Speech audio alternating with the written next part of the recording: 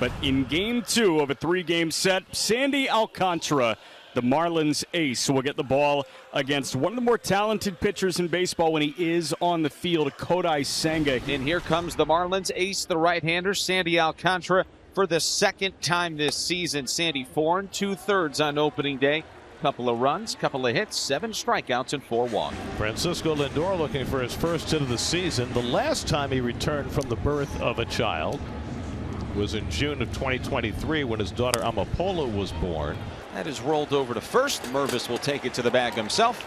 And there's one away. And there's one man away. So Lindor now 0 for 12 to begin the season as Matt Mervis made the easy pick. And Juan Soto will be the batter. That is a weak ground ball to first. Mervis has got this one, but he'll shovel toss it to Alcantara covering, and there's 2 out. Here's Pete, had the big hit last night, a grand slam. 1-1 pitch that jams up Alonso and it rolls over to third base. Paulie has got it in 3 ground balls to the corner infield. Gets Sandy Alcantara out of a 9-pitch. 1-2-3 top of the first. Young and inexperienced lineup that faces Kodai Senga.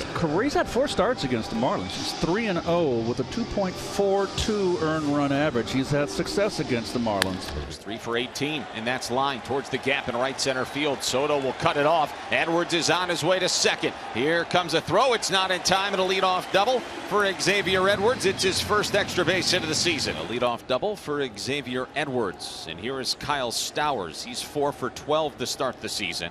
He looks like a totally different version of the Kyle Stowers we saw last year. He looks very comfortable. There's a swing and a drive. This is hit high and deep to right center field. Series going back, running out of room. Wall gone. 2-0 Miami.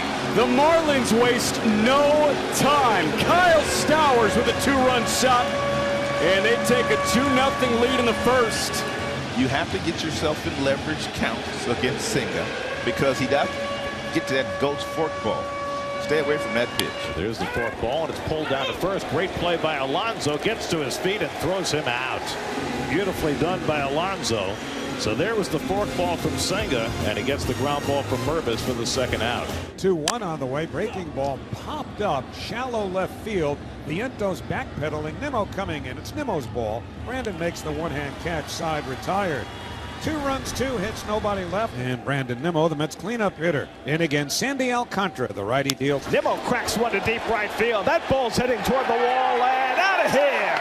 Brandon Nimmo with his second home run in 2 nights to cut the Marlins lead to 2-1. Right down the middle. If you stay back and that ball's on the doesn't get it on the outside corner, it's over the middle. It's lights out. And Alcantara is right. He does not give up very many home runs.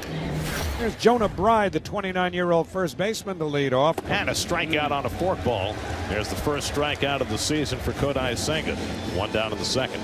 Look at his head tilted. Looks like he's looking up into the grandstands there behind first base dugout. Look at that thing drop off. As a hitter, you've got to make him get that splitter up. Swing and a miss, strike 3. That's the fork ball, and it kind of dives down and in almost like a slider. A lot of fork balls to left-hand batters from a right-hand pitcher is going to kind of fade away, but his comes down and in to a right-hand or a left-hand batter. The 2-1 bounce slowly toward short. Lindor is charging, reaches down, can't come up with it. Hits his glove, rolls behind him, and Myers is aboard. That's a ball you expect Francisco Lindor to eat up. Instead, it kind of chewed on him. Yeah, he's had that dejected look on his face, and as soon as it bounced by, he kind of lifted his head, backing up, just thinking, man, how did I miss that? That was a nice, true hop. He had a rush coming in quick. He was going to throw on the run. The runner goes. The 1-0 take it inside. Torrens throw right there. Out at second. Acuna applies the tag. Boy, Luis Torrens is something. He is 2 for 2 throwing out base runners this year. And the Marlins are done in the second. Marlins have a 2-1 lead. Couple of home runs. One for Kyle Stowers, one for Brandon Nimmo. That's rifled to right field. Over toward the corner. It's going to get down for a base hit, and it hops over the wall for a ground rule double for Luis Angel Acuna. His first extra base hit of the season. He stays level on the high pitch. He is not an uppercutter, and that's why he hit that bullet down the right field line. And the door is open here, too, for the Mets to tie the game. Acuna at third, 1 out. With Francisco Lindor at the plate, looking for his first hit of the season. On the ground up the middle, base hit, and that'll tie up the game. Acuna comes in to score. Francisco Lindor has his first hit of the season, and it had a run with it.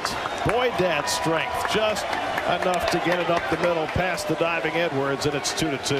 And that kind of woke him up, and after that went through, he took his bat and slammed it down, finally happy. 2-2 game as we go to the bottom of the third. Again, is feeling a little bit better as this game goes on. He's got that splitter going, and young Marlin hitters just haven't figured it out. Kodai Senga strikes out the side on the forkball. And we go to the fourth inning from Lone Depot Park. Then Nimmo took him deep back in the second. It was a changeup. Got another one. Strike three. And that was low.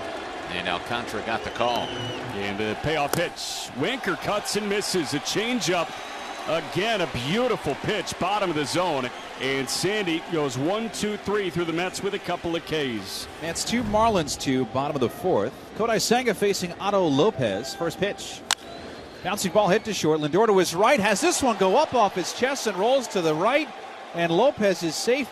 This is going to be a 2-error game for Lindor as he makes his second one of the night. I don't think he was prepared for this ground ball. I think it caught him flat-footed. He got right in front of it, and the ball came up and hit the heel of his glove. Marlins are trying to make the Mets pay for the leadoff E6 by Lindor, his second error of the ball game in his first game back since welcoming him his third kid into the world. So Bride draws a walk, and the inning continues. Graham Pauley, the hitter, he struck out on the ghost fork his first time up. Fly ball in the air, pretty deep, left center field. Nimmo's on the run, still going, not going to get there. That'll roll up against the wall and play to pair with 2 outs for Graham Pauley. It's 4-2 Miami. All 3 of the Marlins hits today have come on fastballs. That's a cutter, top of the strike zone. He gets inside of it and rips it the opposite way and splits the gap. And the second error of the ball game by Francisco Lindor. Discontent from Senga. Sandy Alcantara is now working with a lead as we play ball here in the top of the fifth. 2-2 swung on it, missed. Strike 3. Torrens down on a changeup for the first out of the fifth. And take one more look at this beautiful changeup, located beautifully down and away from the right-hand batter with some fading action on it. And now Alcantara is starting to pull some of his strikeout stuff out as he gets a little bit deeper into his outing.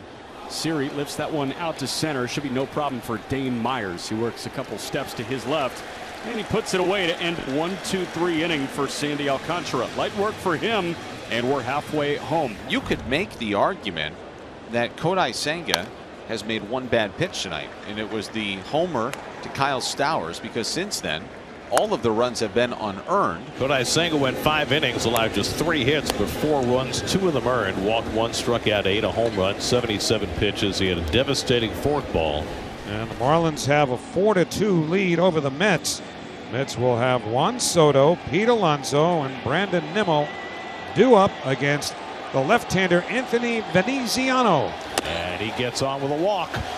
So Soto does what he does and sets the stage for Alonso to be the tying run at the plate. Big mistake. Leadoff walks.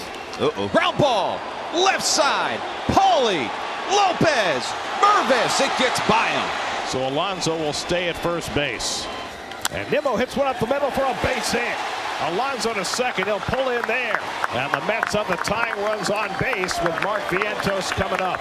This place is going to get loud. We're rocking nearly 14,000 in the building tonight. So Veneziano couldn't close it out. Can Bender do it? The only guy standing between Anthony Bender and a Marlins win is Jesse Winker, who's 1 for 3 so far. Ground ball, fair ball to first. Mervis has got it, and this ball game is over. Game 2 belongs to the Marlins, and a decisive Game 3 will come your way tomorrow afternoon. The Marlins down the Mets by a final score of 4-2.